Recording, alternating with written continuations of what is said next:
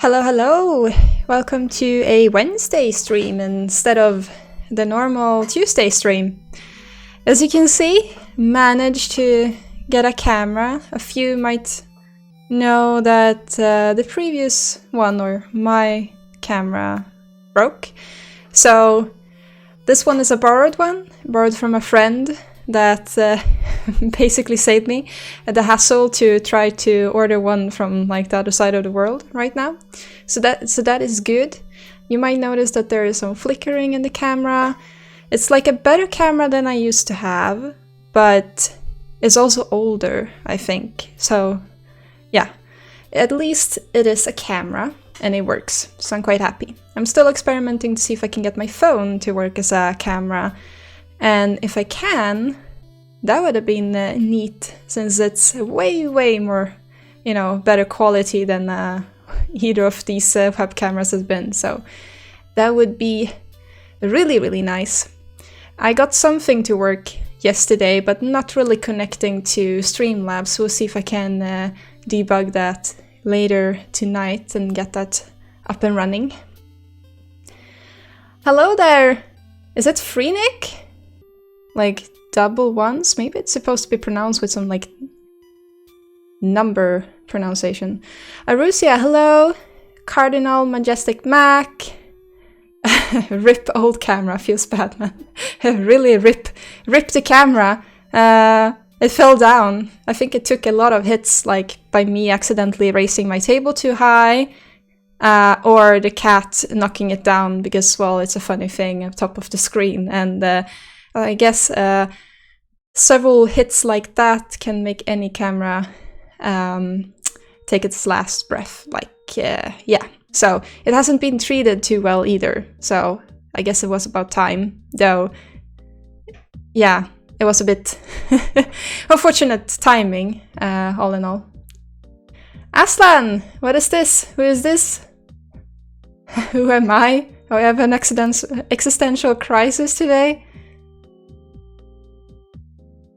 Arusa, you use DroidCam as an app for your phone as a webcam?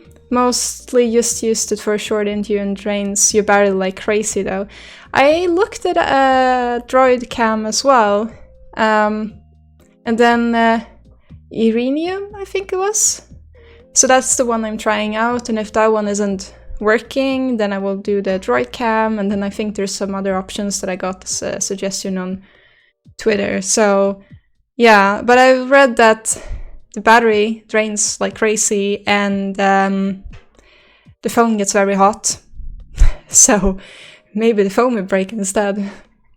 Hopefully it shouldn't be too much of a problem, but well, you never know. Especially if it's like a 2-hour stream. I'm not sure if that will, last that long even. Hello there, Dragonfly! Freenik, it was right?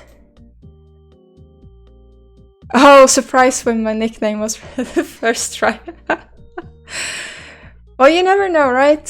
Sometimes people have like numbers and they're supposed to be pronounced as the number, but it mixed in between the letters, and sometimes it's just like, yeah, it looks like an I, really, so yeah.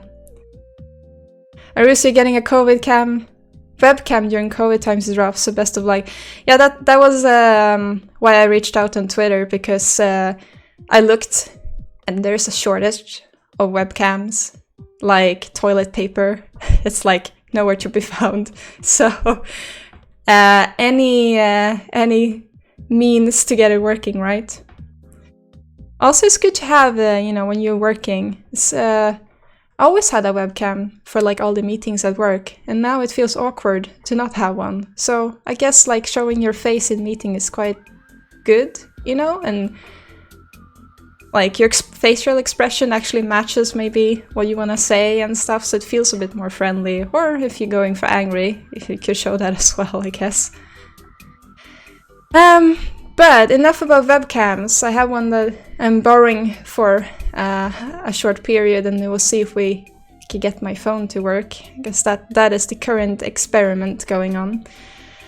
And as for this, it's the Saddlebag thingy. Continuation from last week and the week before, and I think it was the week before that as well.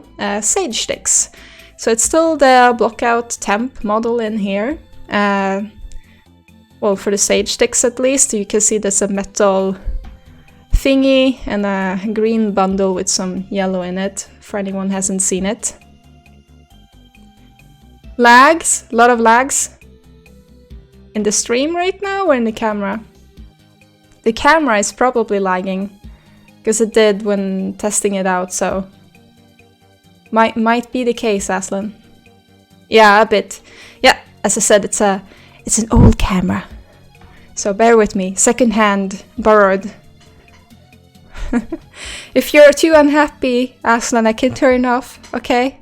It can be a camera-free one. No. Okay. Well, laggy's better than nothing then, I assume. You get killed by chat if you do. Or maybe they will, like, fire you on, like, barbecue or something, bonfire. This is the current status of the lowpoly. So, as anyone that's seen the stream previously know that we did a high poly bundle with some flower buds and rosemary leaves. And now we are doing a shrink wrap model or watertight mesh, and you can see that there are some holes still there that I need to fill in, which I thought I had, but it seems like I haven't. So we're gonna fix that, UV map it, do some test bakes with Marmoset. If it turns out right, good. No need to work on it then anymore. Then baking the rosemary single leaves to an alpha card, and we can start placing that on the baked low poly, I guess. So that is in short intention of what I'm gonna do, and then we'll see how far we get. Why is this not closed? Did I forget to save? Sometimes it happens that I forget to save. And just for some reason I just click no when it asked if I want to save. Might have been the case, but... Or I forgot that I didn't fix it. That might also be the case. Well, I love my memory sometimes.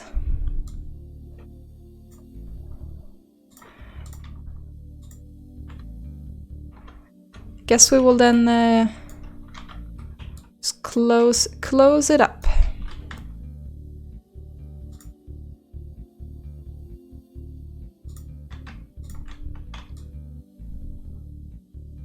It's already been quite fiddly, so we're probably gonna have to do some optimization for it eventually. Like we do a first test bake and then we'll just optimize away some smaller tries that we don't really need.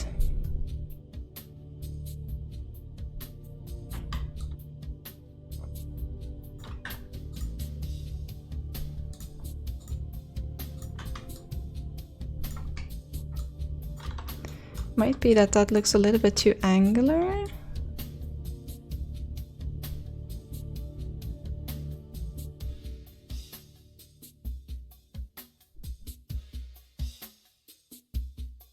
I guess we will see.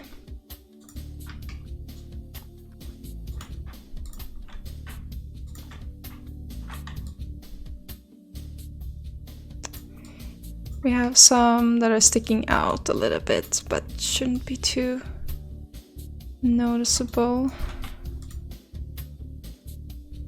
Man, looking forward to the day when you don't have to bake anymore in games. Just plug in the high poly and you're done.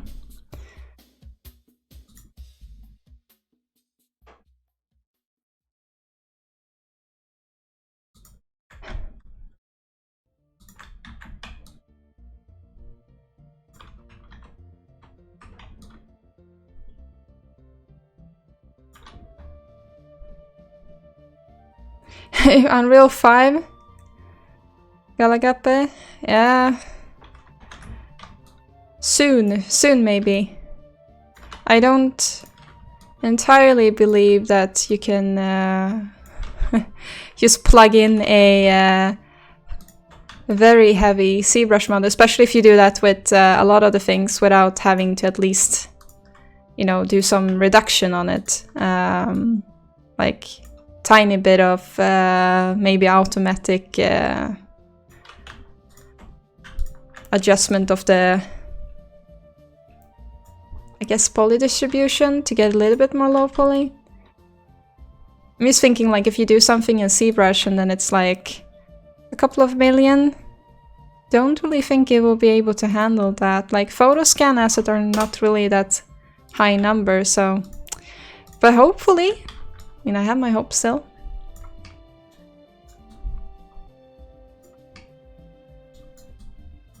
It's closer, at least, to getting to that point than it was previously, if we put it like that.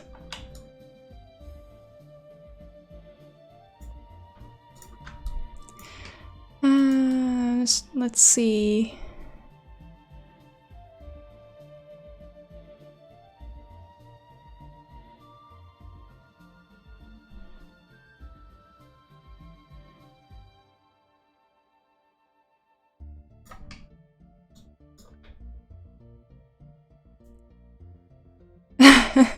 Johan the creator, we got a non-believer here. Take her away. Oh no. Epic team will be knocking on my door soon, being like, we hear you're not believing in Unreal 5?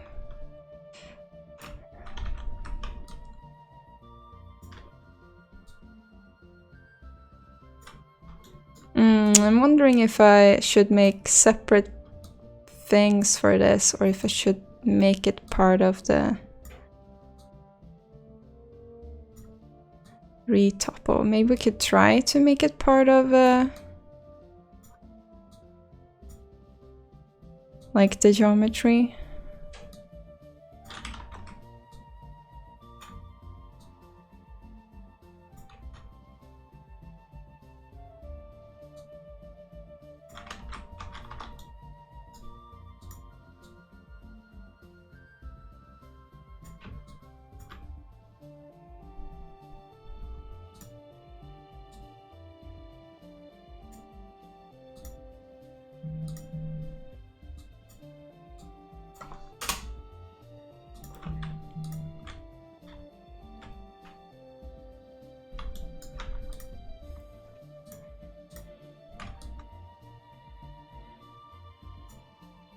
Might be that doesn't look as good as like keeping it separate as well, but it's also very tiny, so...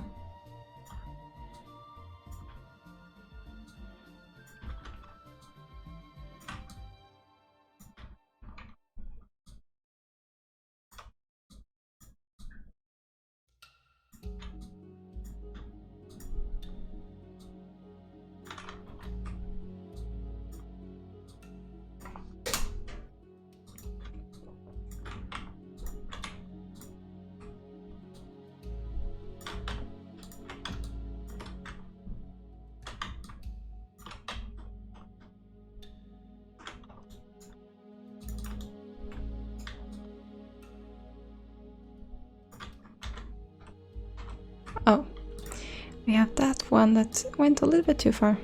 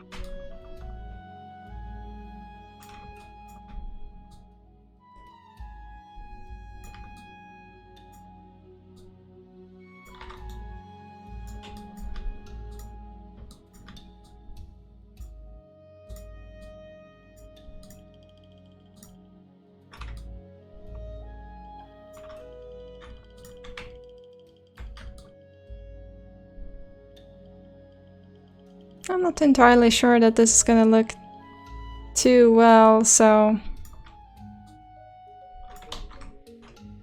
not gonna spend too much time on it and just do that test bake as soon as possible and then see where we are at.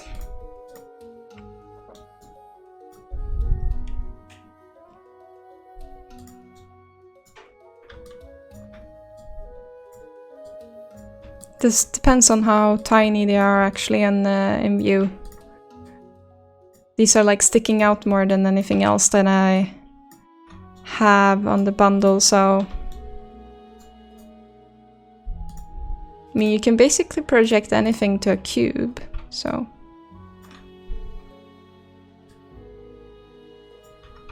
see remeasure on this?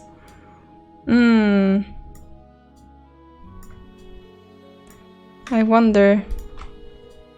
With all of the sticking out parts, with see remeasure, and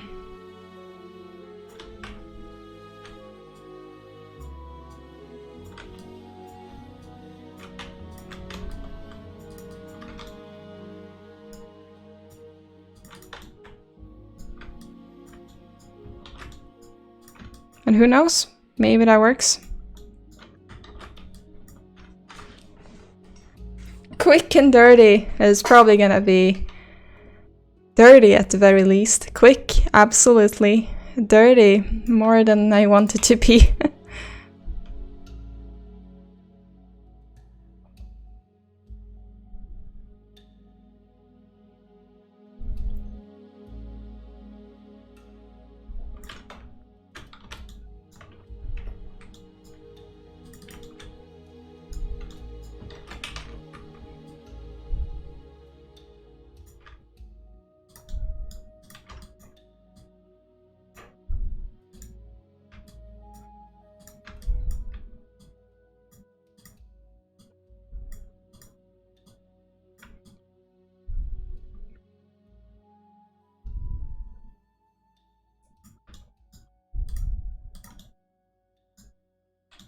I think what we might do with this one is maybe copying it so we can close the hole a little bit.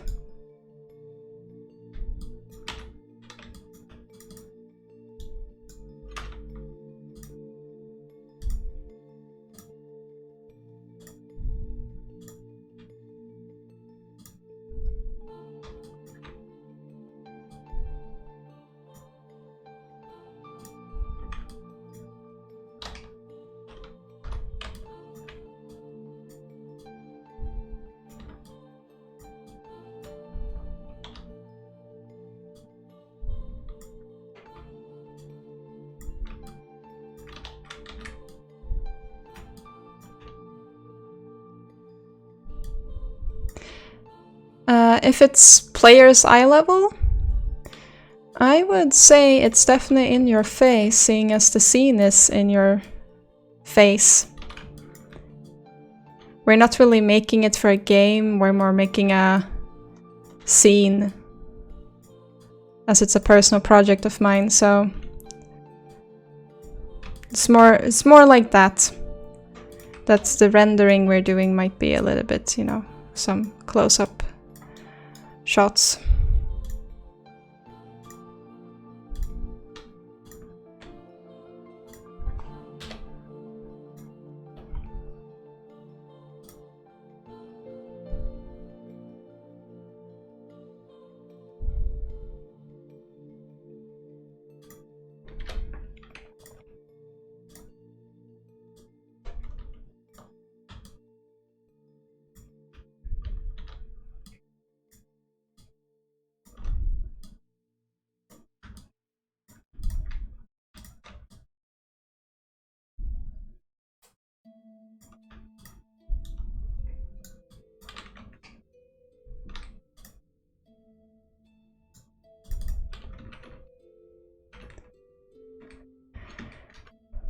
Oh no, computer don't like that. Or maybe Maya don't like that. Like isolating something that is that heavy.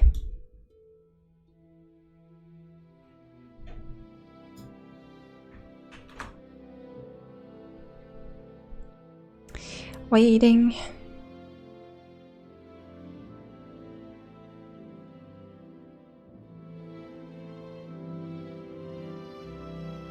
The screen, the screen I'm watching this on is in my face, therefore everything must be 1 million plus poly Zbrush sculpt. Yes, exactly. It's in my face.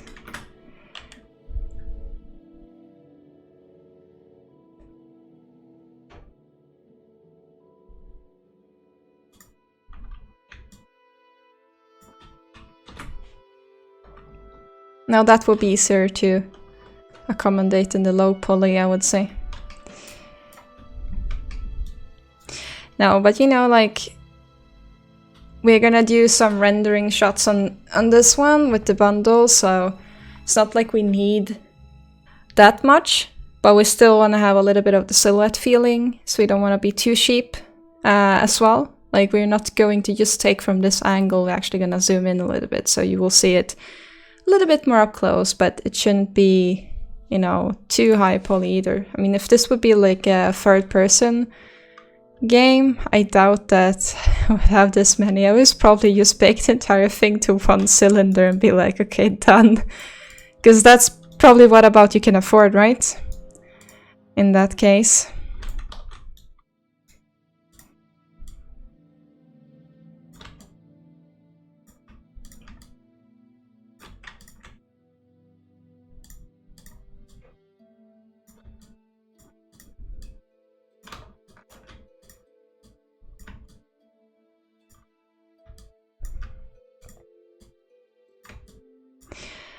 But what we are going to do now is to see if we can snug this in a little bit, so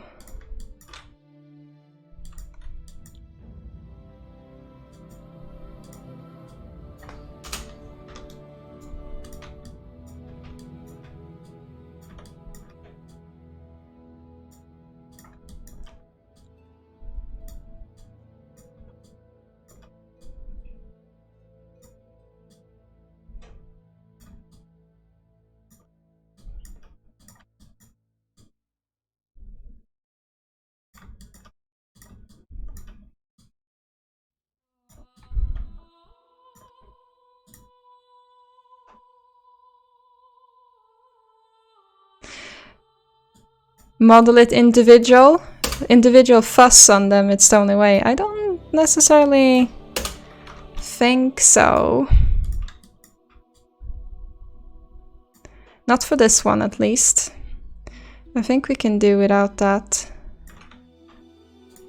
But I guess we'll see shortly. Otherwise, another option instead of having them might be to just remove them. Or snug them in a little bit more with the rest of the, well, I guess the asset itself.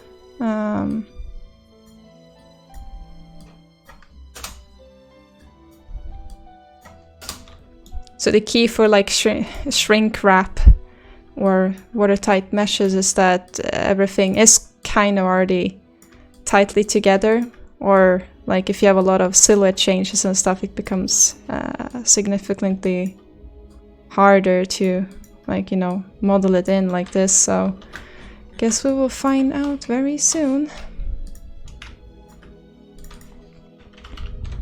I think that was okay. Let's see. Sage, stick. Oh, P, the mic is covering my keyboard. Can't really see anything.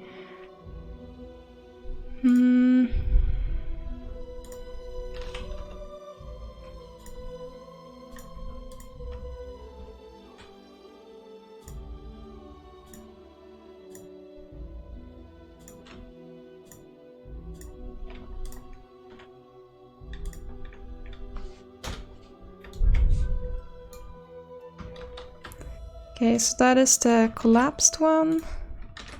But we should do a smoother version of it. Let's see.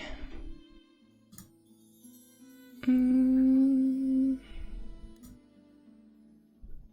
could take a little while. Hello there, Bronze, how are you doing?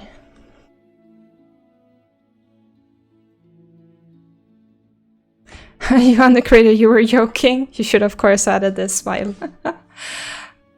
Oh, you know, there are, if this would actually be the game itself, that you will be staring at sage sticks, or say it's a game where you're plucking the rosemary from it, or from the like the buds from it, and you're having it in your face, you're probably gonna have to have all of them individually.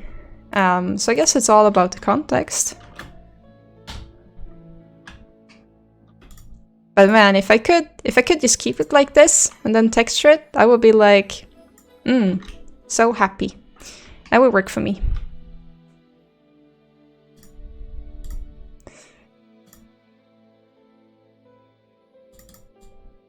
So this is the sage stick lowpoly. Okay. Then we just need to export these guys, and then do a quick UV, or like an auto UV on the sage stick, and then find out if it works, or if we have to do it some other way, I guess.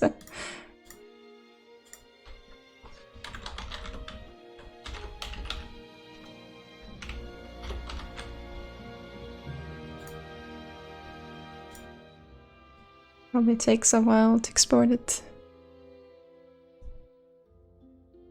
And Bronze, you're not doing good? Amazon is fudging you. Okay. Saying your payment card is no good, so it cancelled Prime.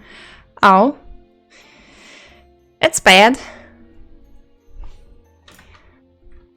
Should tell them that your card is good.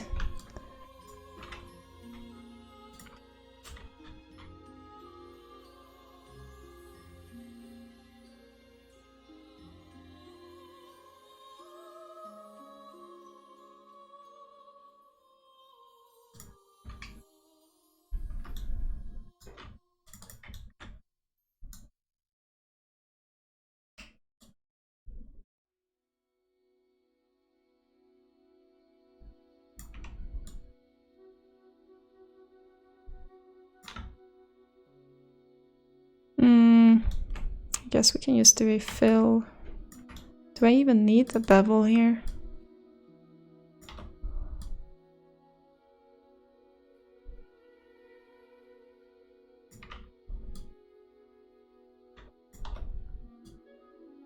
Maybe we do.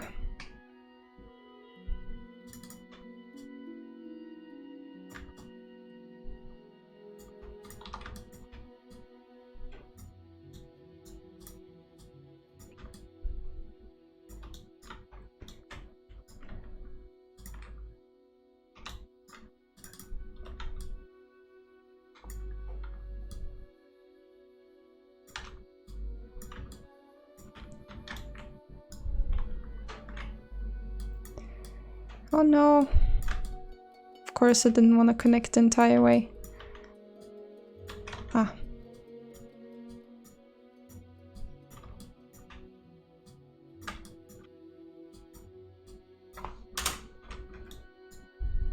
I think some optimization is due. But this will be a quickie. There we go.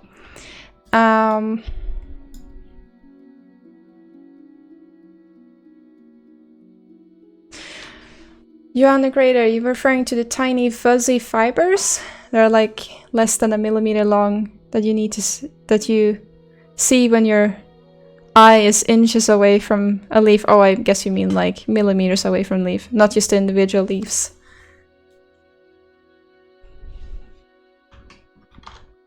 Yeah, you're probably not gonna see that much in this one, unless you are very, very close to it.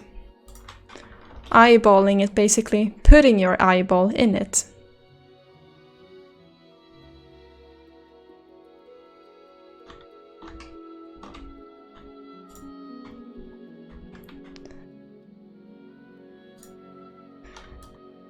I think I forgot to, put it in there. Oh no, then we have to export again. Ugh.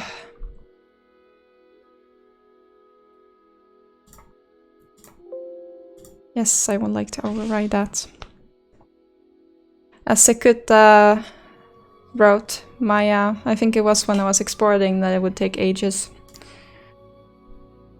It always takes ages. Let's have a look. We don't have... No, exactly. We don't really have any UV for this guy. If we do a automatic one, it will definitely be broken into bits and pieces. Yes, exactly. So...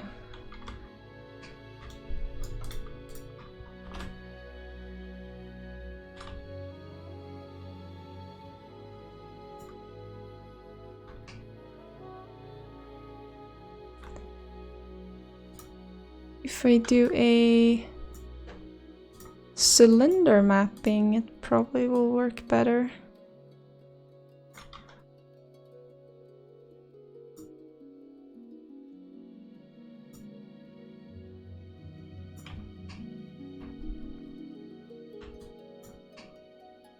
Yeah, very beautiful.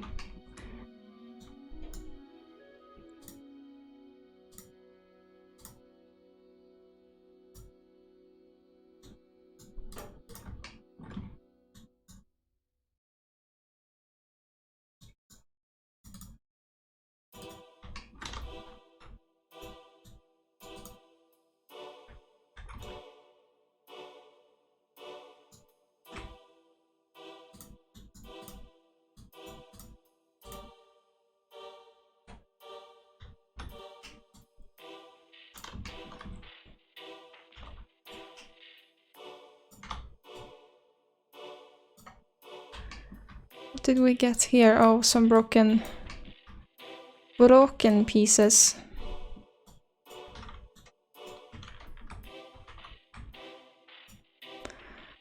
Right, let's do a mesh cleanup.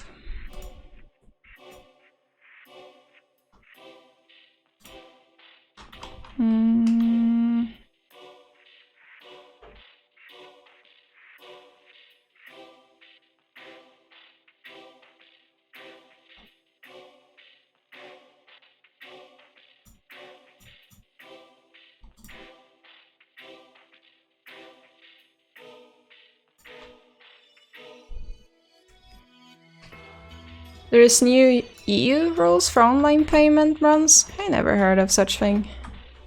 Is that why your card is not working?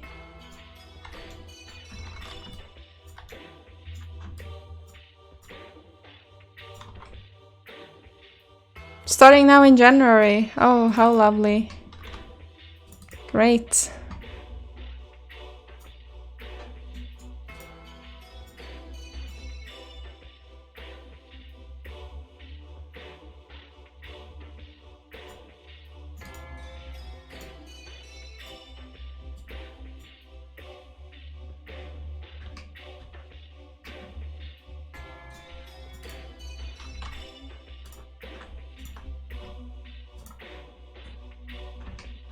Okay, something is really wrong.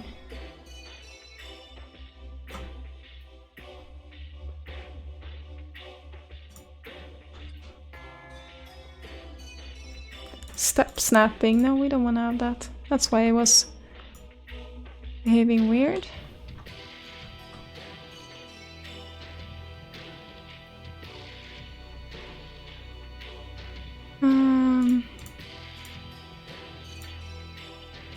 It's on everything. Okay, now it feels more normal. Like, what is it doing?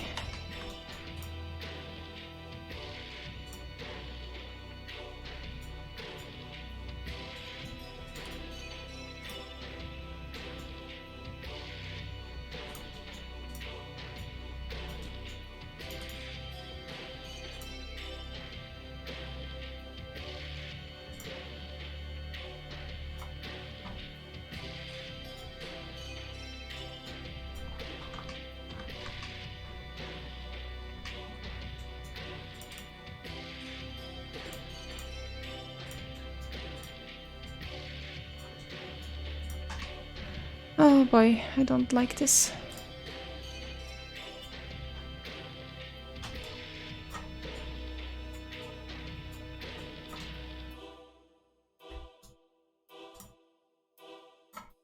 Huh.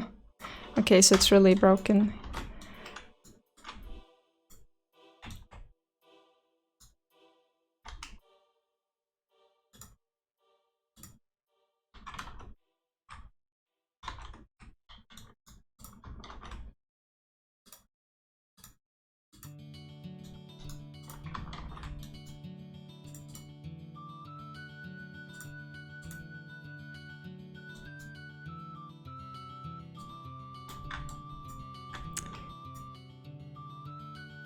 Wonder if it does the same. Normal's the wrong way? No, it shouldn't be. It should show that, but you know, Maya being the way it is, it's funny how it sometimes is the wrong way, even if it's not displaying that. No, so they are the correct way. Otherwise it wouldn't be a green line sticking out.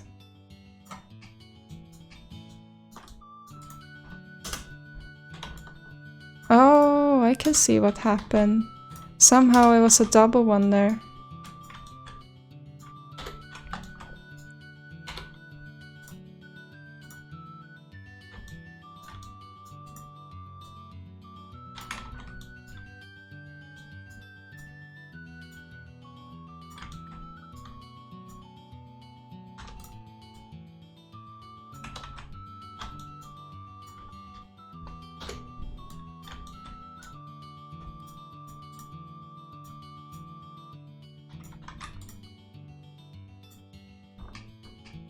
See what it says now.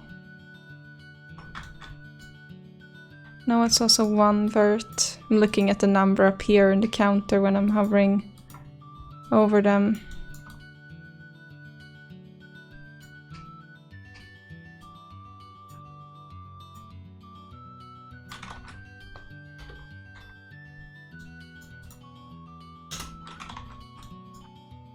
I don't know, sometimes Maya do weird things, but I also think sometimes I do weird things, and then it's a mix of who did wrong this time.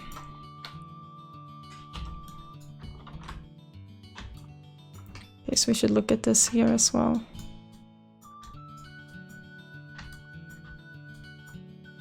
That is also counted as 5. Then the question is there 2 over here as well? Okay, it's off. Must have been when I was using the retopo tool then.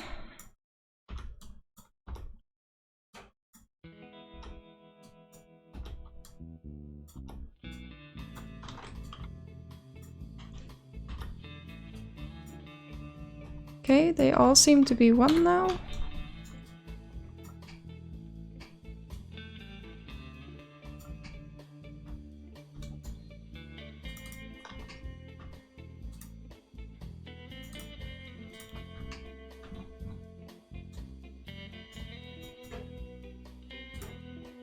Alright, now it works. So it was like, even though I did a cleanup, it did still not really do the cleanup. Which can happen.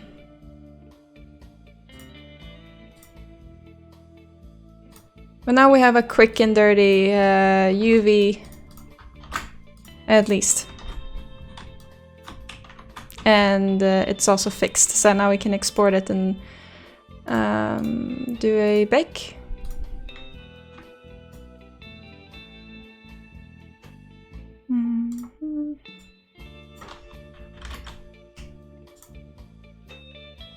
Hello there, Brown! How are you doing? You're on the crater, you're just guessing you don't use Maya? Well, that's good for you. It's... I don't know which one of my... like the softwares that are my favorite one. I think there is something wrong with all of them. All of the softwares. Like there's something that always makes me like angry at them.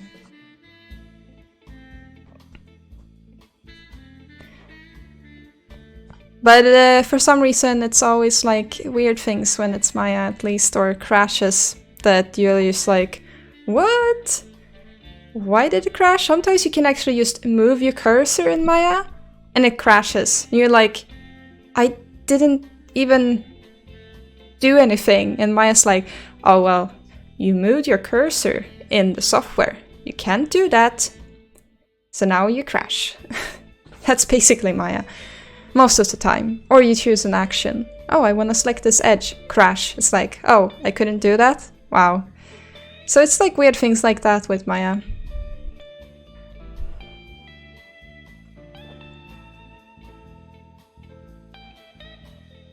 Rome, you don't even know? You pre-ordered Hitman 3 and the shipment of your order got delayed, the game got released today and the server's already down. Your feelings are weirdly neutral. Well, I guess you wouldn't miss out that much of the game in that case. Like, even if you had it, you wouldn't be able to play it, right? Okay, so I'm gonna make a new scene just so we can bake it, because that one is a little bit heavy. Are you guys hanging out in my server, Bronson Round? Like, chatting with each other in our talk, ignoring us here in the stream?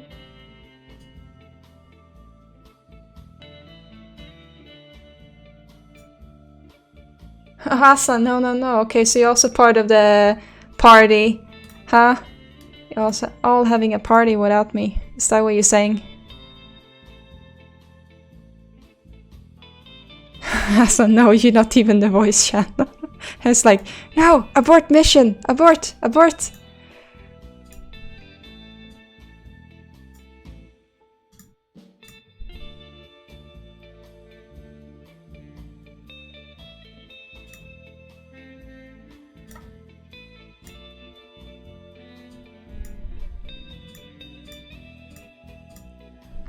Okay, so what do we want to have here?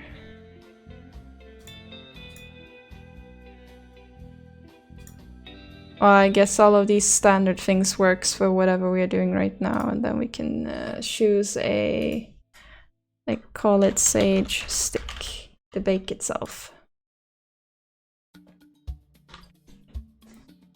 Bronze is having Roan as a background talk while focusing on my stream. How can you focus on what I'm saying if Roan is talking in your ear at the same time? Are you telling me that my voice is not good enough for you, Bronze? I think you're trickling down into a dangerous path here. Hashtag Kim, we just need some space, okay? Alright, Baker is up. Can remove all of these annoying shaders. And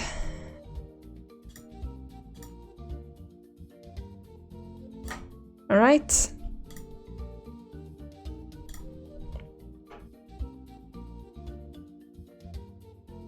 Fingers crossed it doesn't crash. Well, it didn't, but didn't really bake either, right?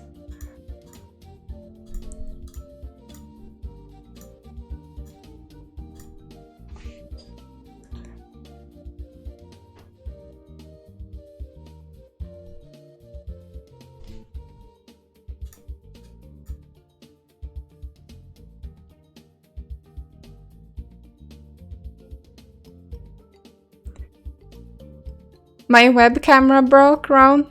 I have to let it out on someone.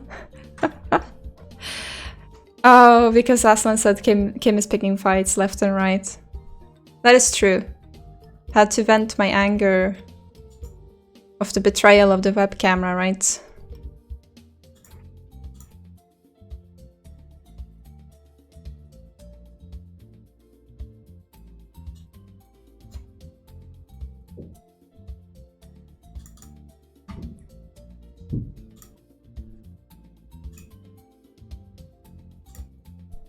That's a very empty map.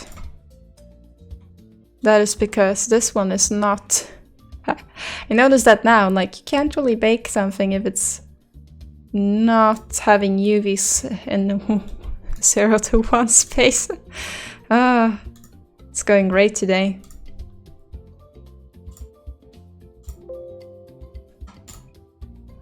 Damn, I'm tired. Now it should give me a bake. Okay, there we go. Now it did it. I think we should set the baker to use hidden meshes. Yeah, okay, there we go.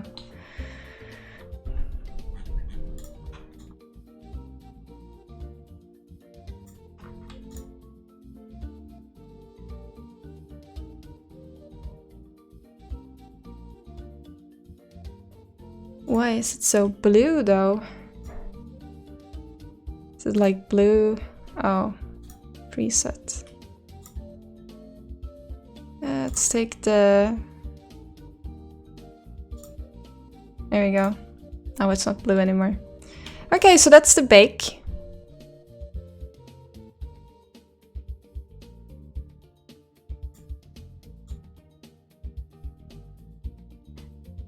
It's a bit flat, but it works, I would say. We need to get those leaves in there, like the single ones, to stick them out a little bit to actually... Oh, we have a very angular shape here, so we can fix that, but... yeah. I think that should be okay-ish. We can save this as a bake scene so we can go back without having to do a setup. Save scene as sage stick bake, and then we add the sage stick to the scene, and then we have a look in the scene and see what the verdict is.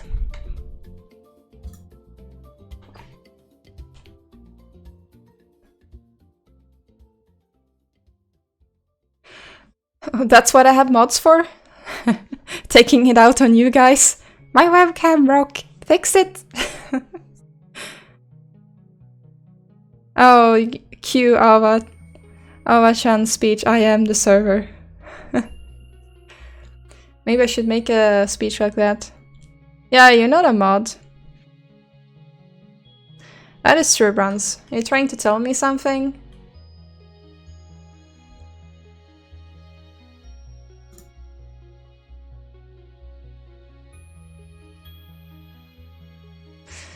What are these models called? We call them Sage Stick Yellow. So then we can export this one to override the Sage Stick Yellow. Export selection, override the...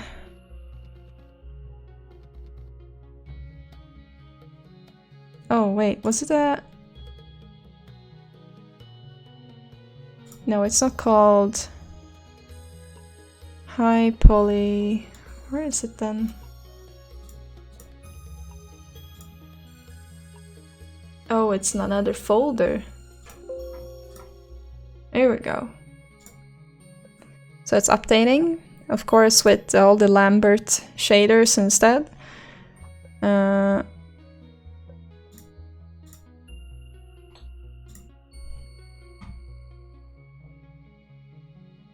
Where is that Sage Stick normal map now? It's so unorganized in my folder structure here that it's like crazy.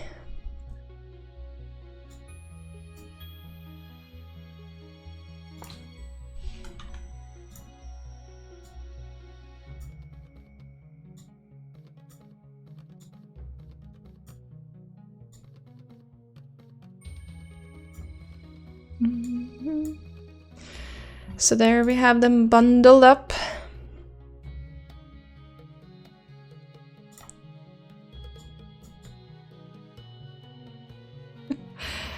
A little bit olive green, maybe remove the roughness. Yeah. That's the bundle, though. Of course, we're gonna do a better, proper UV map for it. So, and then we have the leaves that we're gonna add to make it a little bit more fluffy. But that's basically a yeah, watertight mesh from a bundle of sticks and leaves and flowers and stuff like that in its most basic form.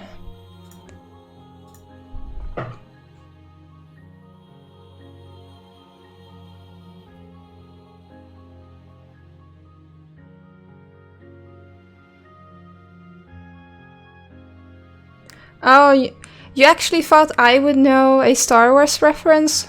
Well, that's cute. That's very cute. As Daniel is explaining to me, because he knew that I wouldn't get it. I am the Serv is a Star Wars reference, Kim. I am the Zenite. Yeah. Exactly.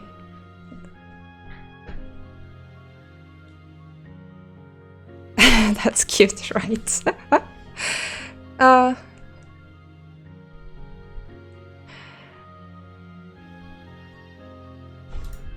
think I'm gonna put these in a separate folder to at least keep some structure in here. We call it Sage Sticks.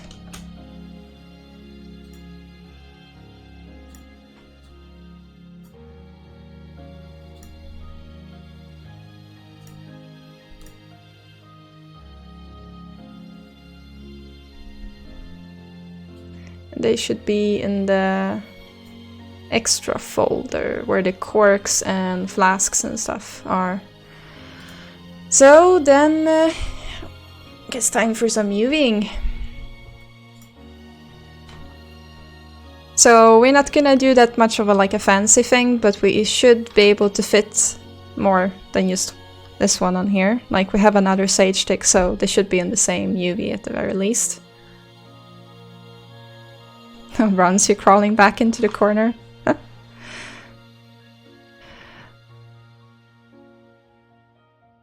Elia Wolf's anime.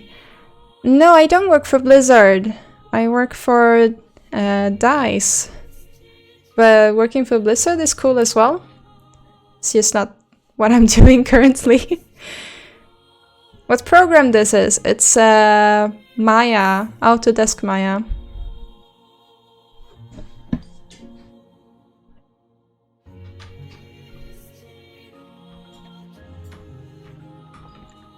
So we can hide the high poly to get it like a little bit easier. Yeah, there we go. It was even lagging to hide it.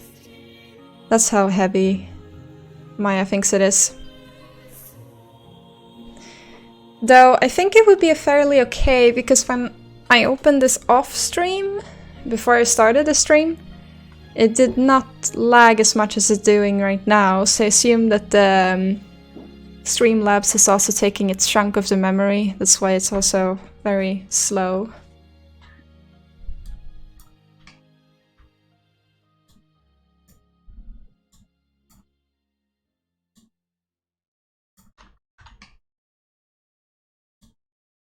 Okay, so I'm used to having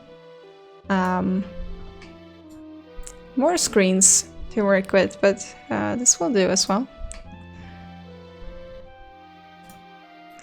One nifty thing in Maya is that you can use this, I think it's called just UV distortion, so you can check where the UV gets distorted. Of course you can do like a chicken pattern, but it doesn't really say that much, as you can see. It's like, sure, they're not really square, but what this UV distortion is basically telling you is that this part here is getting less texel density compared to the white area that is like getting a good amount of texel density. And when you get to the bluer area, the more blue it gets, that means that it has a way much more higher texel density than the white part, or like the average of it. So what you basically want to do is use it to see where you can cut it up. So it will help a lot to get rid of the blue colorization by cutting the UV around, like here, basically cutting out the flower buds. It won't really help that much with the red area, so then it's a matter of like how much is this, like how much less is this area compared to, say, like the white one? Is it like a few like units, or is it like decimals? We're talking about decimals. Or is it like a whole unit, like a whole number? Then you should probably cut it out. So the lighter pink it is, the more close it is to the white. So you don't really have to have everything in the white area, but getting rid of like the really dark blue and the blue that's, you know, striving further away from white. And then also, as you can see here, this red area is really dark, so we should probably make sure that's getting fixed as well. In any case anyone has not been using it, or, you know, is using Maya and looking for some tools to help out with the UV mapping. So it's very annoying, of course, to UV map with this, you know, look. So what I usually do is just turning it off and then on again. So I'm just like UV mapping more like this, and then I'm looking again. So now I know the problem areas, and I'm flipping back and forth because it's a bit annoying to watch like that colorization.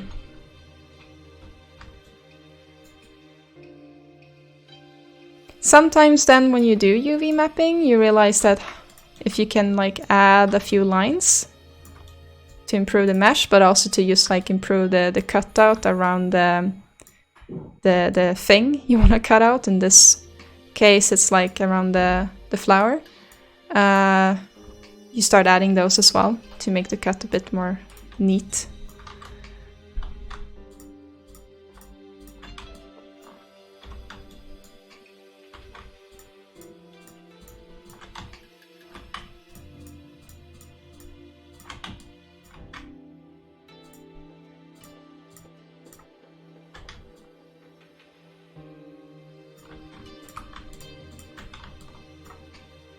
So I think we can start cutting like this and see what that gives us.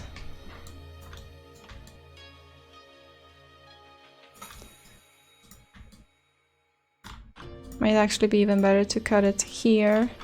Could probably collapse that one.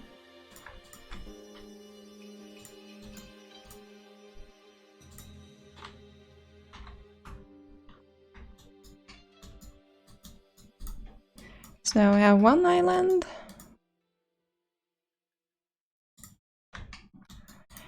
And then we can check while we unfold it, optimize it. You can see that the colors are softening out. Still have the red area up here, so last thing we do when we do the Quixel density check to see how much we want to have every island landing on, we'll check how much we're losing there. And if we are losing a lot, then we'll, you know, start cutting, like maybe do a cut.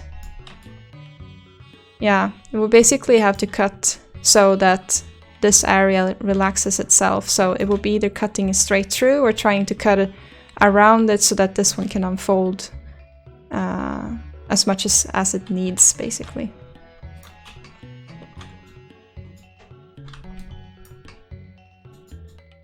Feels like I'm doing a tutorial here at the same time. Maybe I'm talking too much.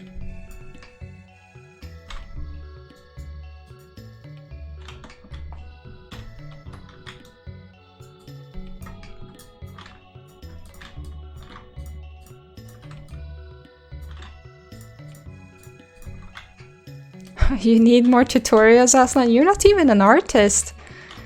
You don't need any tutorials.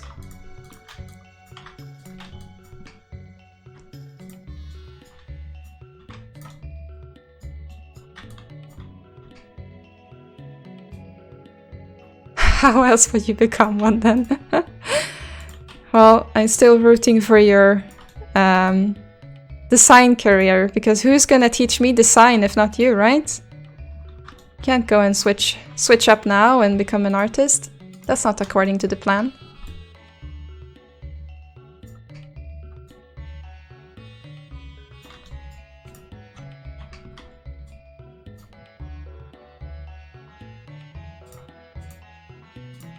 So this probably definitely needs some more cut in the island, because it's still very red. Not like the red as you can see the other areas, but it's more, yeah, more blue and red in it, so it's very big difference between them, so we'll check that one. Bronze, you think Asma is speaking for the whole community? I'm not sure that everyone here is like working towards becoming an artist. Or is an artist. Not sure. But okay, I will take it as a, you know, thumbs up on talking about what I'm doing at the very least.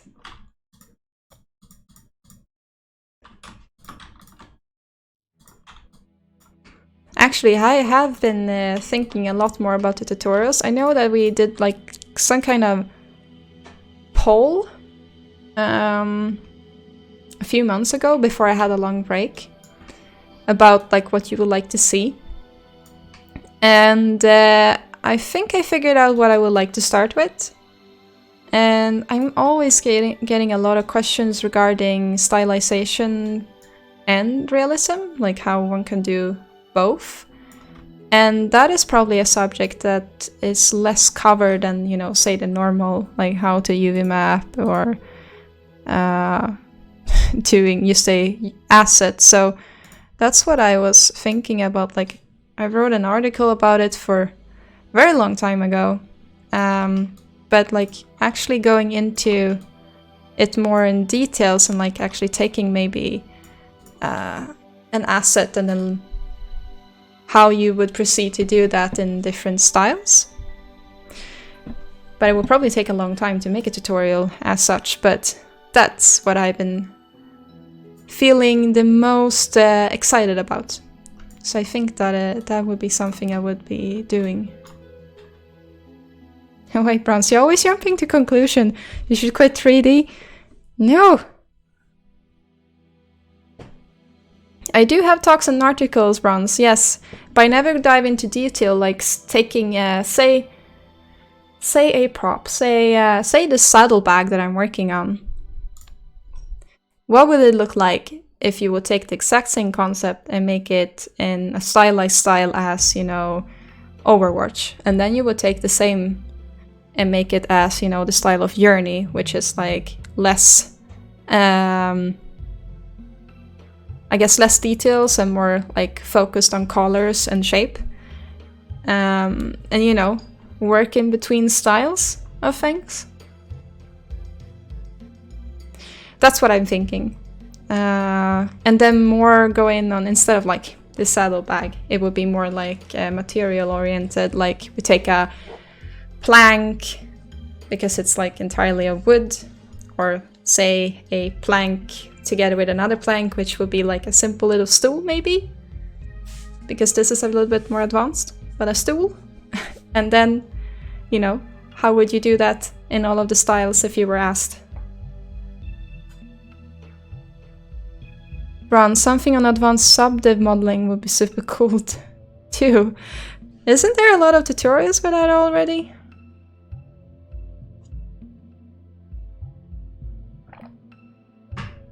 Like subdiv modeling is already a very old thing that you just assume that there is a lot of coverage for.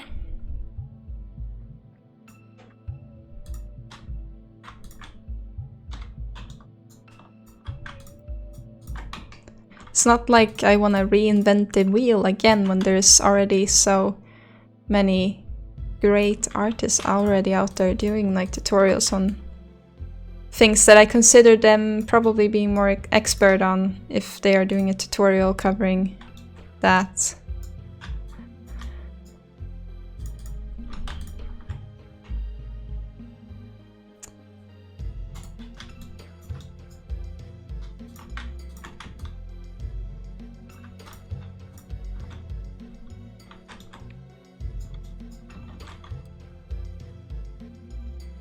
I wonder if that is the correct shape, or if I just destroyed it. We need to check the high poly. This is gonna take ages. Not many good ones, in your opinion, Rons? Mostly funny like this is how you make the specific thing rather than these techniques can be used for several examples. Isn't that usually... I don't know. Isn't that usually the concept of tutorials, that people work with an example? Because it's more relatable. I do get what you mean though. Like,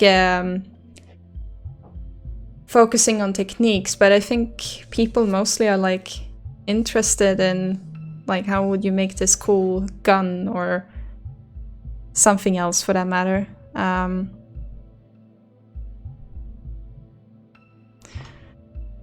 Alright, Maya crashed.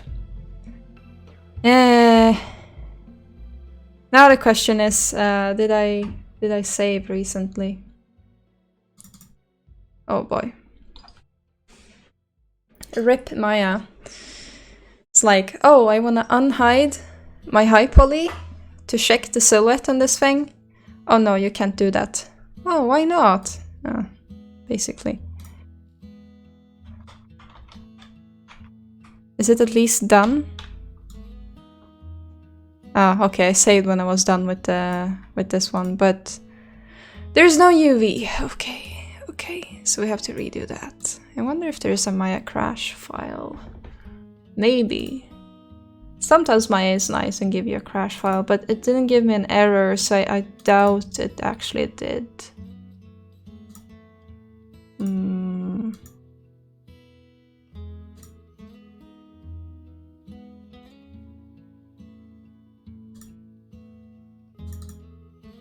It's always like in this obscure hidden pathways as well.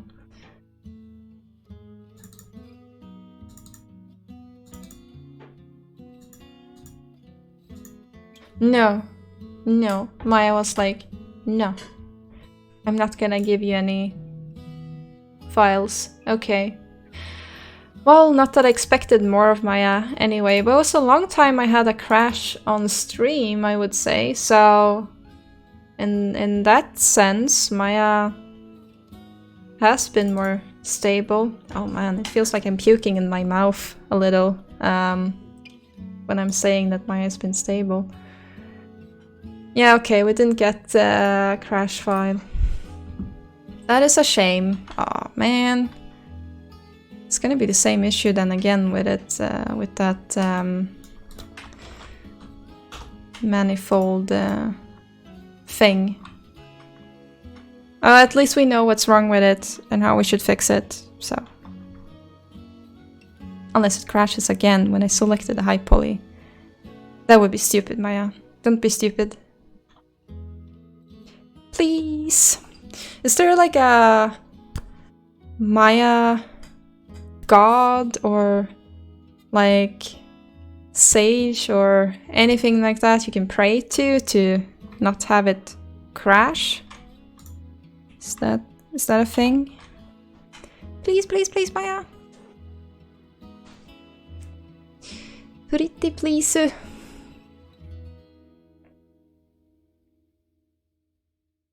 Oh, the UV,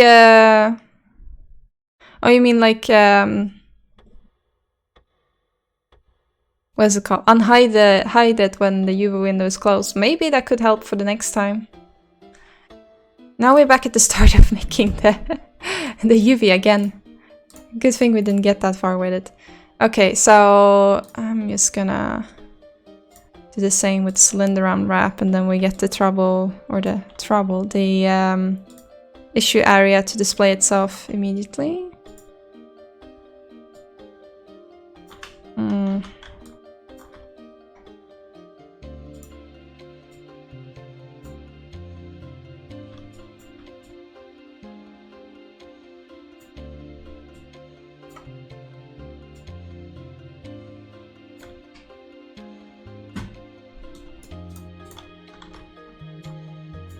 Okay, then we do a...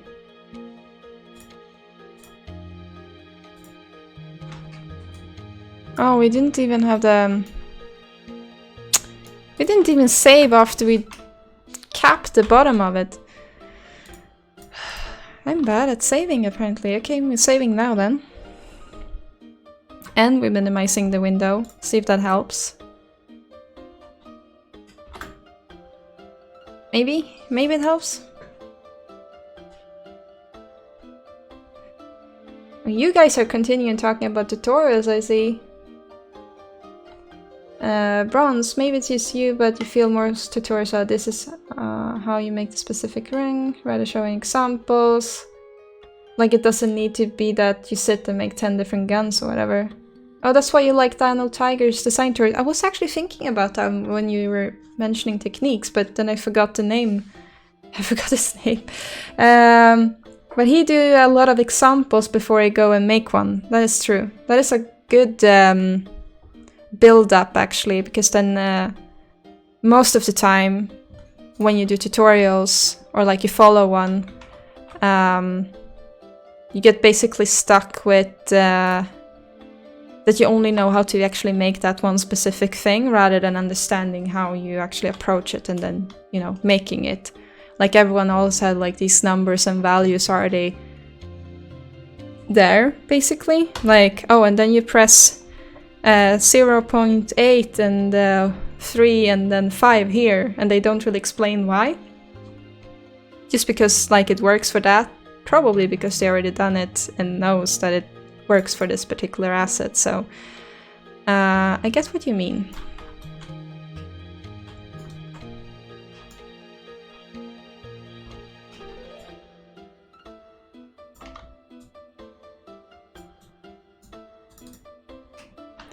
Well, so far my hasn't crashed again. Maybe I jinxed it by saying that, but at the moment it seems to be cooperating with us.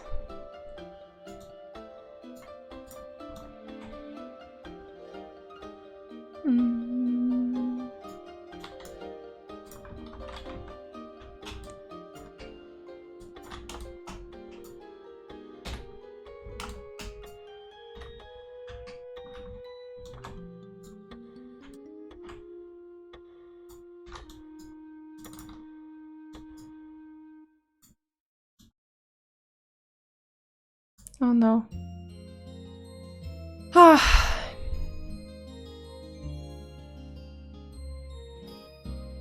Got stuck again. See if it recovers.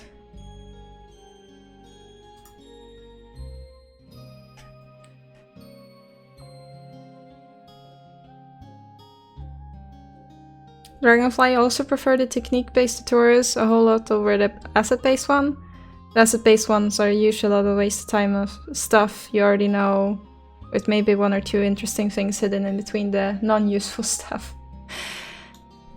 I will keep all of these things in mind for when I'm starting doing one. Like, I would focus then more on theory, I would say, in the beginning of it, rather than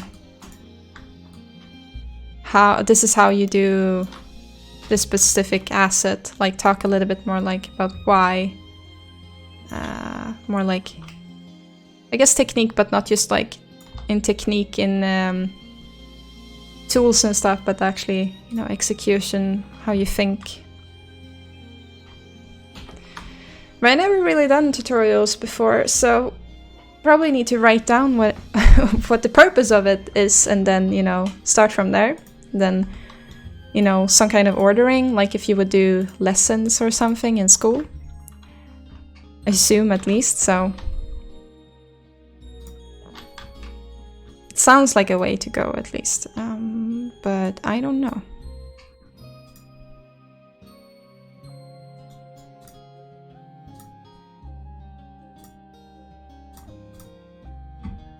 Okay, so now we have the issue with that again.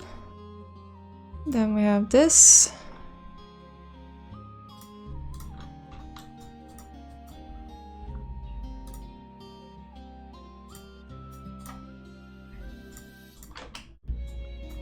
No way, that one. Okay, now we know. We had like some kind of double triangle going on here, I think it was, and then merge them.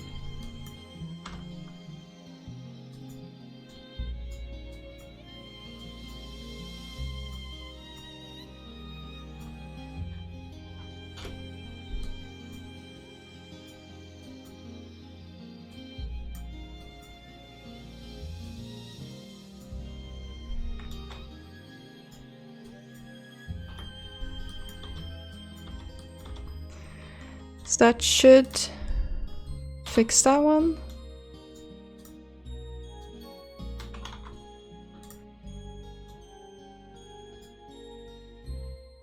Then we have that area. This time I'm gonna make sure to save,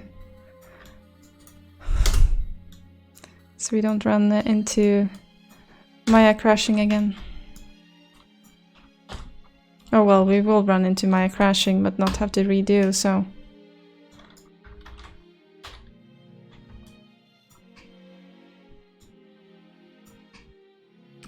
I think that was those two areas, so then... can... stitch that one.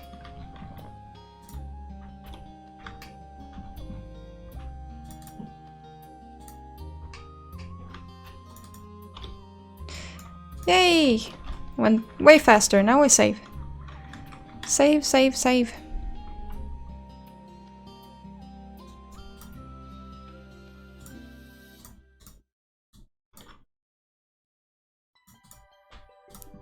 And then we do it again. Again and again.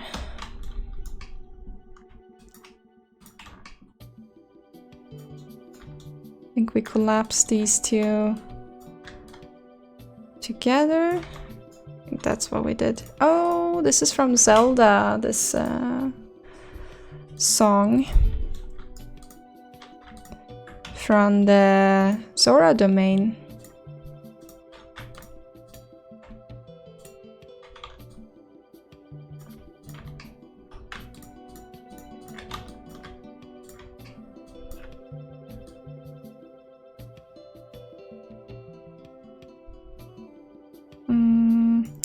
Wonder if we should cut here instead. It's probably better.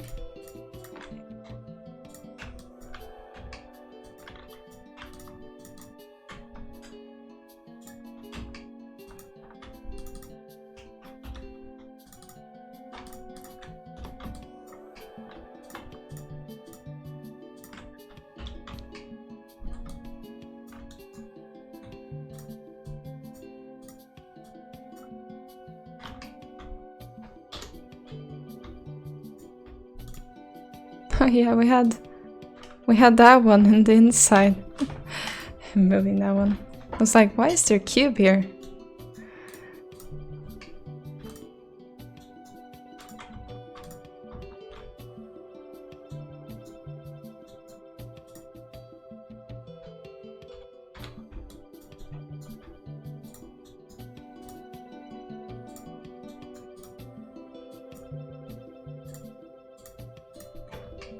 Right.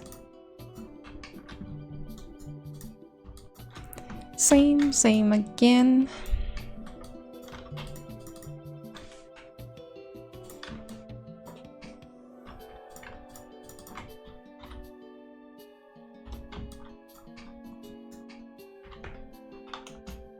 You also see that I had Japanese keyboard activated by mistake. That's why some of the shortcuts didn't work.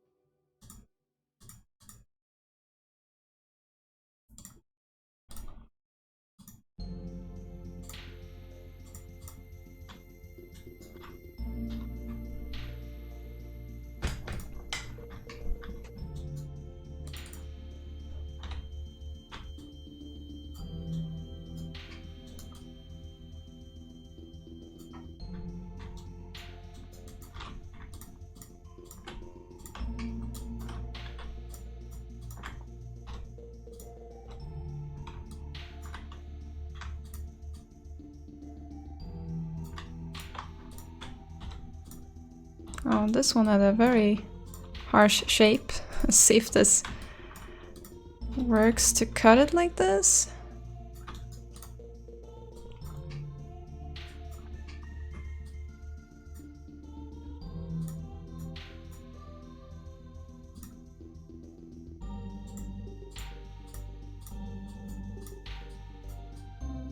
Right.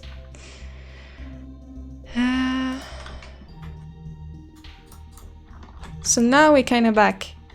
Went quicker this time, because now I a little bit more like, well, I guess decided mind of where I was gonna go with things.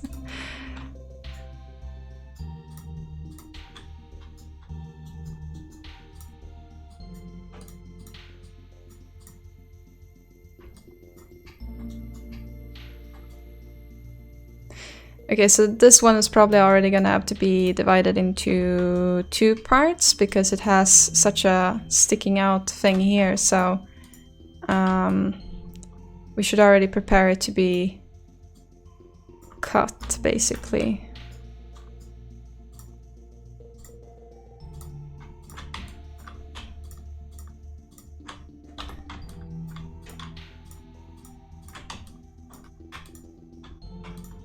Might be better to actually follow it around here.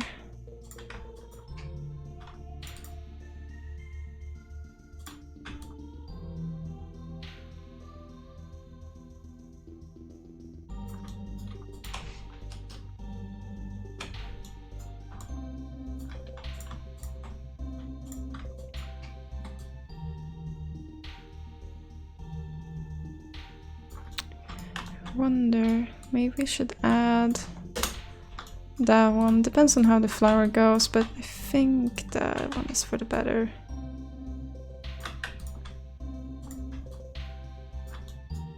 And then we have up here.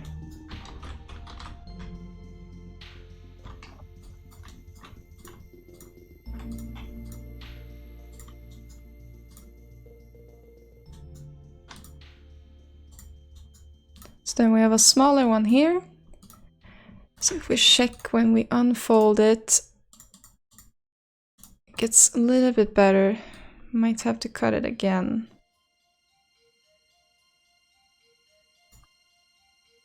We'll see.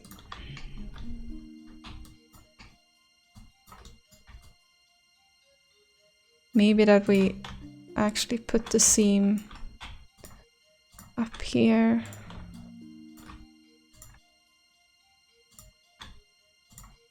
Instead.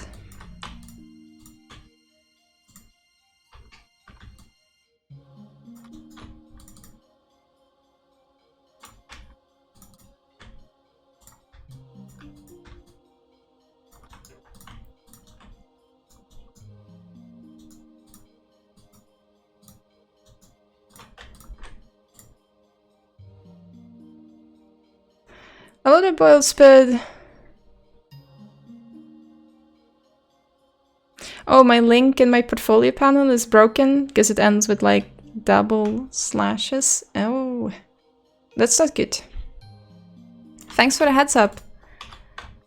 I will look into it and see if I can fix it then after the stream. Good catch.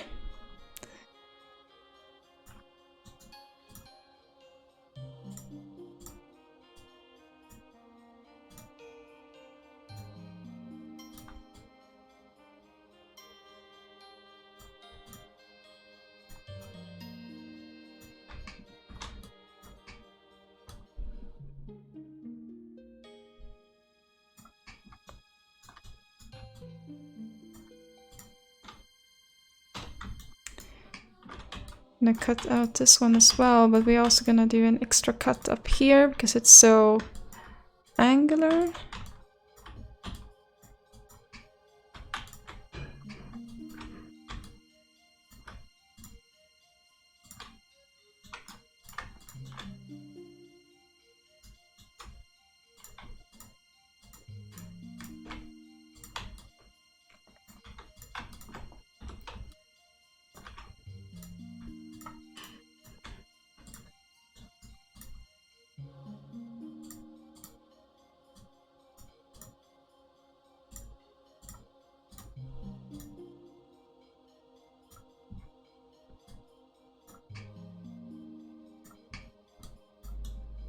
So to cut out, we basically have this gigantic thing up here.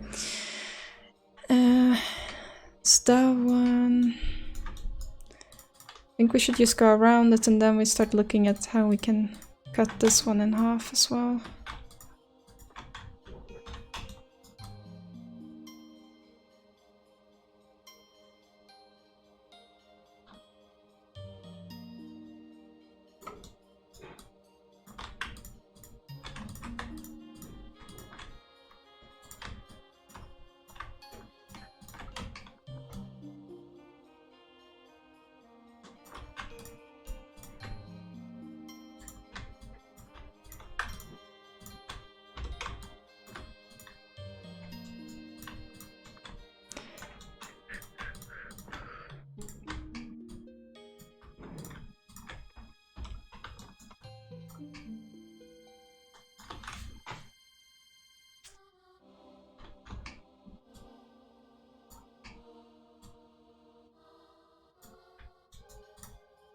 Okay, so I have that one separated.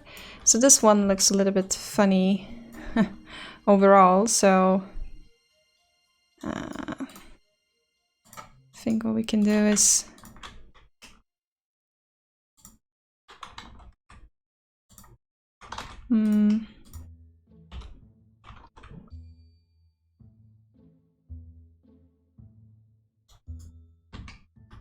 it's like this side. We stitch it.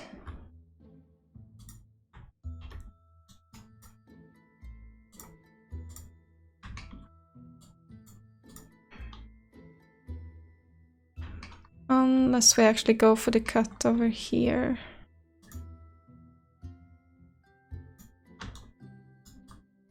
Yeah, maybe it's better to have it like going here like this.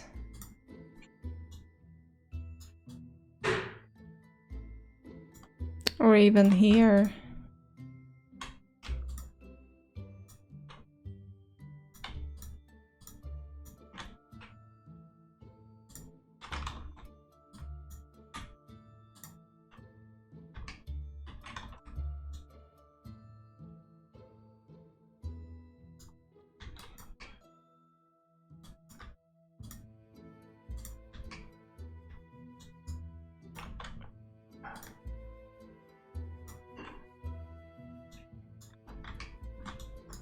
So now this became like a separate piece, so then we can stitch it to the other side. Same here then. Stitch together.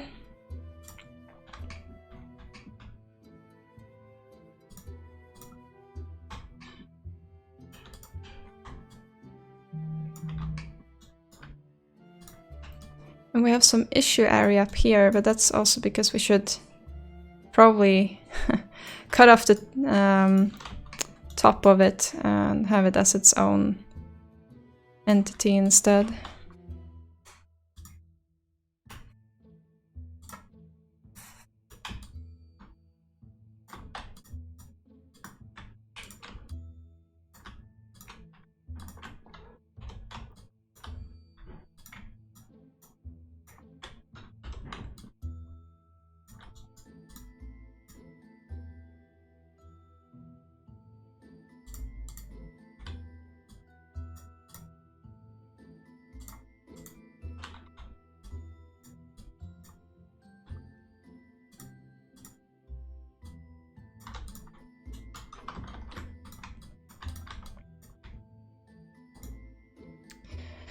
So now this area, or like this one, is like more a uniform color. So before it was basically blue and red all over this big island. You can see that there's still some like issue at hand down here that we can have a look at and see if we should cut it out somehow.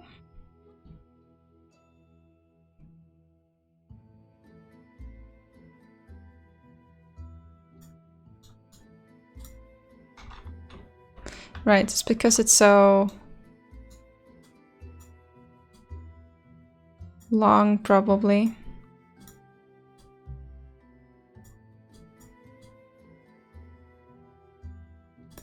we can like nudge it a little bit by hand as well. That's fine, but not like causing too much skewing, and we did, so then that is not like really a good plan. So then we might have to look at actually cutting that out as being part of this, maybe adding a little bit of like extra geometry. But overall it's you know, more like this white color. That means that it's overall uniform in the texel density. And then we look at this guy then, that is like blue and red all over. So even when we have unfolded and optimized it, it's still the case. So that means that we should do something about it. So then we can look at where is the like bad area. So we basically already made a cut here, but we didn't really cut it over there. So then there's the question, was that a good cut? No, probably not. We should probably cut it more in line here. And then, of course, cut it away from the rest.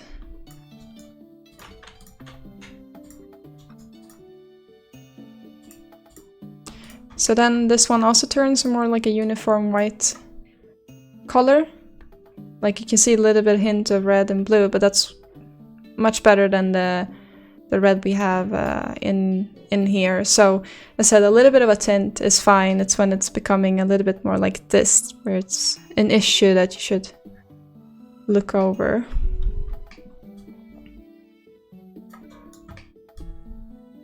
So we have something we can cut out here, I think, quite well.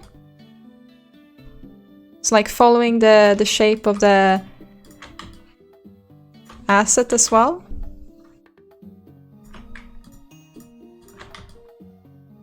Like following the lines basically of it.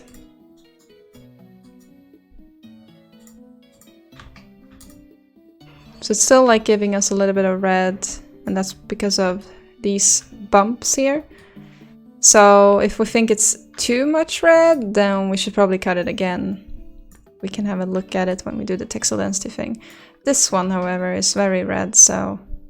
and even if we cut it off like rounded, it's still gonna be the same issue, so then we probably would like to add like a line going up. Then there's a question of where it might be the best to actually have it here.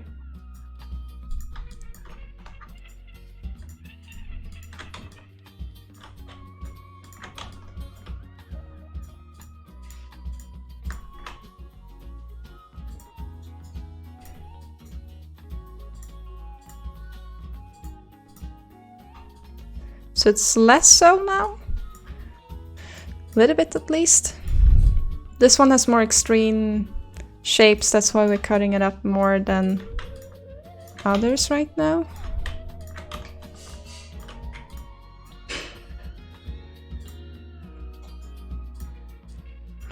Fabio, hello there. How the bake was going? We did a test bake. It's actually in here. That is the sausage roll that we have on like a quick dirty UV. And then of course this one is lacking the separate alpha leaves that we're talking about. We're gonna add for the shape. But otherwise, that's what we have now, the sausage roll sage stick.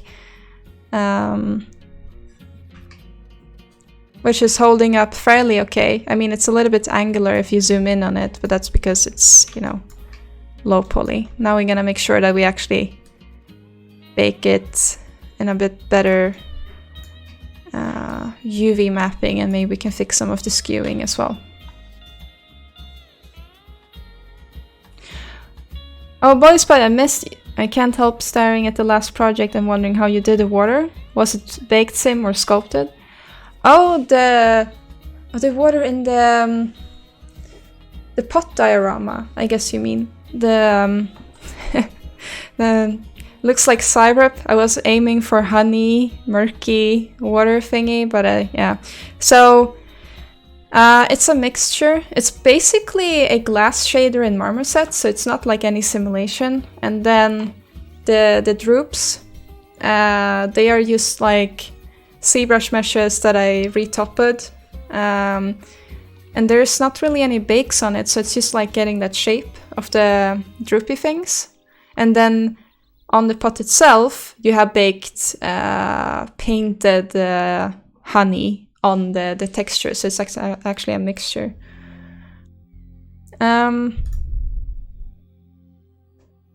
See, do I have it here somewhere? See if we can open it. I'm not sure if this is the latest. Don't want to save the scene. Fabio, if I'm gonna bake it live, I did bake the test bake live, so you can go back in the stream and you can see the bake. It wasn't really advanced, it was baking in Marmoset. And then I will probably bake the rest of it when the UV is done as well, live.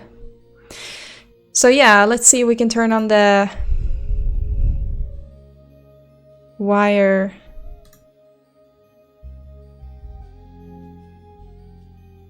See, maybe another color is more helpful. So as you can see here,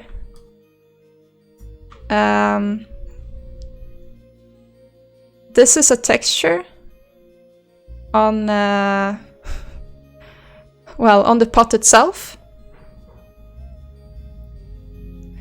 And then you have like some separate ones that are like half a cylinder going down to a like another mesh here as well.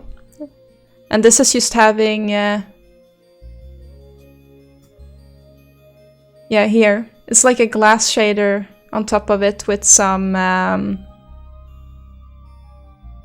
like a little bit of refraction to it. And then you have the same up here, where you have like painted honey mixed with like the string of it.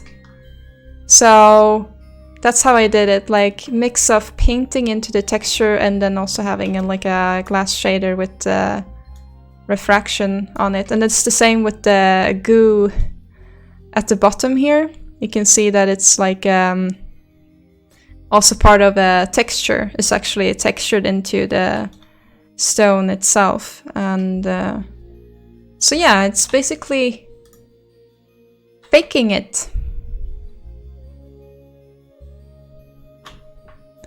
So if you stare at it too much, you will see that they don't exactly look the same, like the glass and the textured goo. You can see that this one is significantly flatter and also has some shadow in the background on it and is following the shape more, while the strings are not. But you don't really notice that on this distance. So that's how it turned out. Hello there, Mixie! How are you doing? Oh, you thought it was honey boiled spud? So you must have done something right. But that's good. I didn't really feel like I got it to look like honey. Maybe syrup, but it was close enough to at least call it done. And if someone thought it was murky, sticky water, that was fine as well. As long as someone could see that it was not runny water, at least. It makes you a lot of details in that one. I think there is a few, maybe a little bit too much detail. Maybe. At least like when it comes to adding the details, there's a lot about faking it to look like it has a lot of details. So you doing fine? And that's good to hear, Mixie. I think I'm doing fine. Yeah. Boys, but with a scene like this, the doctor bag in each object's own UV set and meshed and assembled in Marmoset, or do you pre-assemble everything in advance in Maya? I do a blockout and assemble it in pieces in Maya. So like for this one, you can see that when I'm selecting the pot here, that it's actually all of these pots pre-posed in Maya, which means I already post like the stones as well, and they are all one object. The stones are actually a shrink wrap as well, as we've been talking about with the sage stick, so these are also one watertight mesh. So I assemble it in Maya, and then I export them in individual parts, like usually baking groups, how I want to bake them, and also how I want to texture them. So they are all textured individually in Painter, or well, the pots are textured together, the rocks are textured together, and so on and so forth. So because I always run into issues that Substance can't really handle the amount of, I guess, different sub-materials I'm adding on them to get the texture look I want. So it's easier then to texture them separately, but it makes it harder to align things like the honey and so on. So then it's more like a guesswork, basically. So that took a while to align properly, because I crashed Painter a few times as well. Like, I think I'm good at crashing softwares because I assume they can handle more than they can. Yeah, that's not a good thing. But that's usually how I do when I do my own personal projects, because I'm usually just posting it for a scene, right? It's not like I'm adding them to a game project or making a game out of them. It's more like making a nice scene out of it, like with the Saddlebag as well. So then it's easier if you post things in Maya, or when I start in Zbrush, I post everything in Zbrush. My high poly model is basically post. In the case of the Saddlebag though, I finished the bag and the vials, and then realized that it's missing some color touches and, you know, something else than just brown leather, and that's why the sage sticks become its own. Yeah, so if I'm iterating, they become a bit more separated, I would say. But the variation of the sage sticks will all be on one UV at the very least. Post, sorry for all the questions. No, feel free to ask. I will gladly explain how I do things.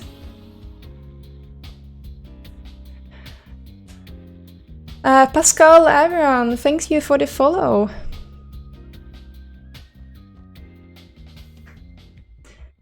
You always kill your project over thinking the technicalities on how I approach it. I think that's quite common. You get stuck in, you know, the mindset that everything needs to be perfect. And everything needs to be planned out and, I don't know, best of the best. And yeah, that kind of kills the joy of it, right? I mean, of course you should try to be optimized and do things, you know, especially if you're doing it for a portfolio, to do it so that you can show it and explain what you've done, and also show that you have a know-how in optimization or making it for game and stuff. But yeah, don't overthink it. It kills the joy, I would say.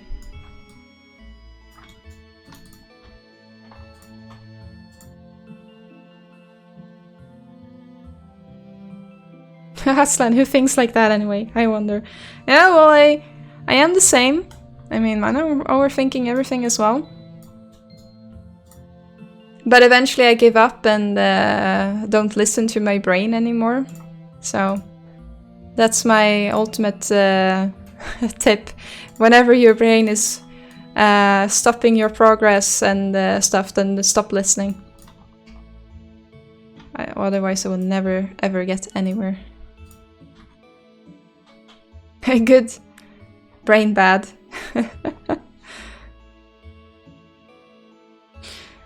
Boys, but you would like to catch my streams more often, but time zones? Yeah, I totally get that, time zone and stuff. But, you know, nice of you to be, you know, wanting to catch them more often. It makes me happy to hear.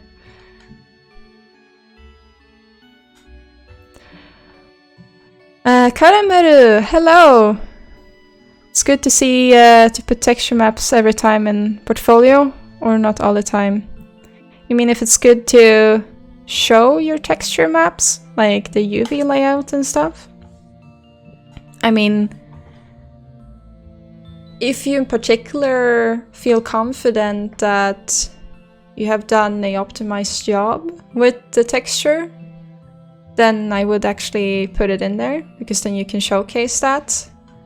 In general, even if you are, in doubt of it, for certain projects or for a few of the things, to put them in there, because it makes it easier for someone who's evaluating your portfolio to see where your skill set is. And even if you're not nailing it, then people know what to test you on instead. So instead of like sending a general art test, then it's more easy to test you on like one particular thing instead. So yeah, like I usually go with the thing like nothing to hide, basically, approach. Like the more you hide, the more suspicious it becomes, and the more likely it is that someone will walk away from your portfolio.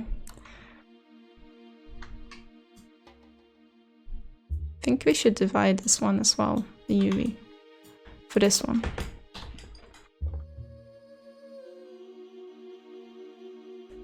Don't attack your confidence, Aslan. I'm not attacking your confidence.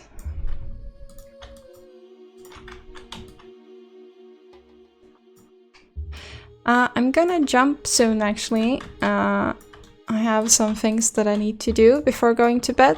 I'm also trying this new thing to go to bed earlier.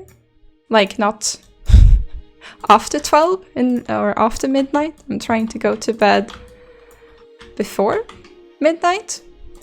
You know, it sounds weird, but I can never go to bed usually until after, because I don't know, there's something wrong with me. But now the past, I think 4 days I have been going to bed before 11, and it's painful, because I'm not falling asleep, but at least I'm there in bed in time. So see if I can catch some more sleep, because I noticed that I'm sleeping less and less. Not that I ever slept a lot, but I think working from home is mixing a lot with my brain and the time. Like,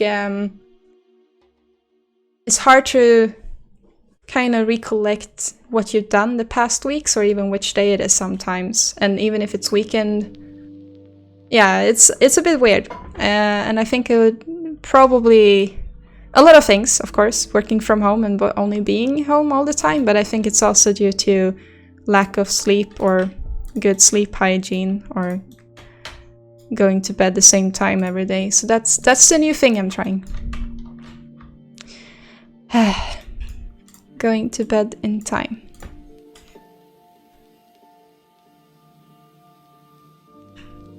Nixie, is that your New Year's resolution, going to bed in time, or... Both, but imagine actually being able to keep a sleep schedule. Yeah, it's like, imagine being able to actually go to sleep in proper time at all every day. Yeah, I don't know. It's hard, it's a struggle.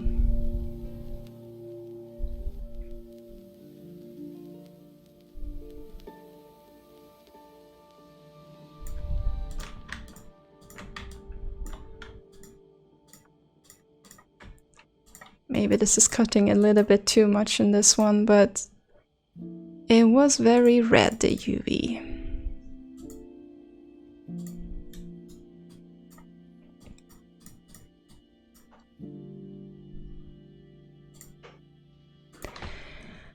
Mixie, you go to bed at 2? Oh, what? 2 in the night? You need to stop? Man, that's bad. That's even worse than me. Like, I go to bed usually around between 12 and 1, and it's been, you know, more and more a habit of like around 1. And then of course you're not like turning off the lights immediately either. You're like I don't know, browsing on your phone, and I know this is super bad. Even if you install like a red filter on your phone screen, it's still super bad. But, you know, restlessness and stuff, I need to read the news or check something out and so on. And then it kind of becomes 2, but I'm at least in bed before that. So, yeah. And then you have to go up in the morning. And then you wonder why you're so tired all the time.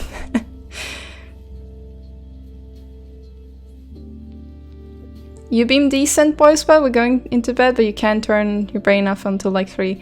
And that's one of the issues I have right now, like the past 3 days. I know it's not a long time, but keeping 3 days of going to bed in time is like a record for me.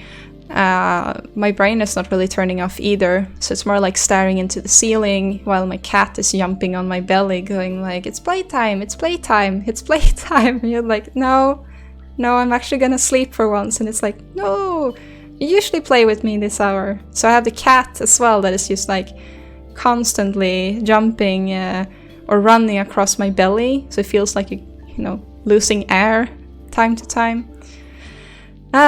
So the brain and the cat, basically. That's my struggle when trying to sleep.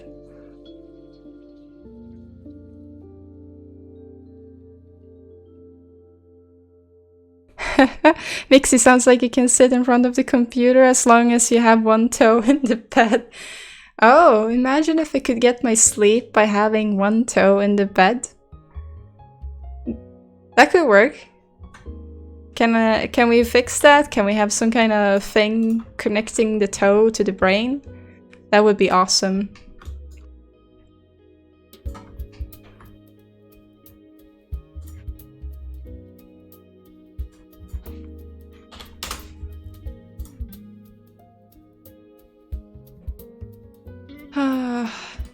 Yeah, there are some things that I wish we would know more about: sleeping and eating.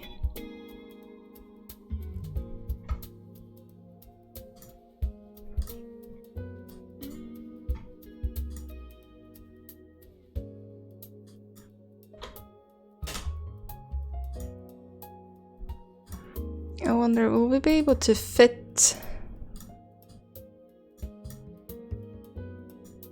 I think we'll be able to fit 2 sage sticks here on a 1K with 8 pixels and fidelity. Looks like it. Just have to snug all of these things together.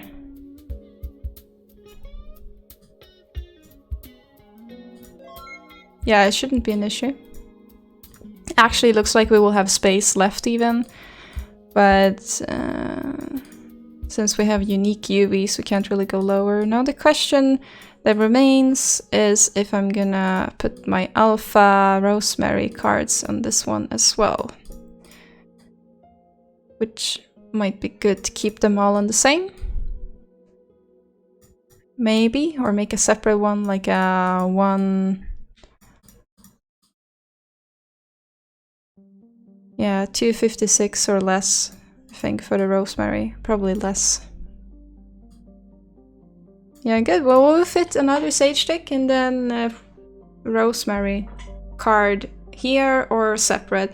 Like, not sure if I'm gonna keep it separate or not. Depends.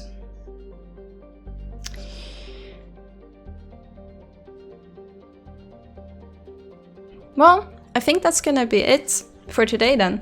So it's just about then making a nicer UV layout and baking that card, the rosemary card, so we can distribute them on this bundle. And I think we will do that first before we actually do the second sage stick, just to make sure that it works and it looks nice, so we don't do a second one in the same fashion and it looks crap. So we'll do a bake regardless, and I think we should do a separate one then, and then we can always transfer that rosemary tiny card bake to the sage stick texture wherever there's space, like with Photoshop or something later. So that's that's that, I guess. Once we have the cards and place them and get it to look a bit more nice in the shape, then I guess it's texturing. Yeah. So then we need to do like a vertex coloring, I think, to separate the flowers, to get that in a bake, to have an ID map or something. So that's that. Thanks everyone for popping by on a Wednesday instead of like the usual stream on Tuesdays. It's very nice to have you lovely people chatting with me while I'm working, and it's been fun. Also, thanks for all the questions and stuff. I like to share and explain like how I've done my projects and thought processes. So if there's anything like that more, then just keep on asking. And well, as always, stay safe, and I will see you next week. Take care, everyone, and good night. Bye bye.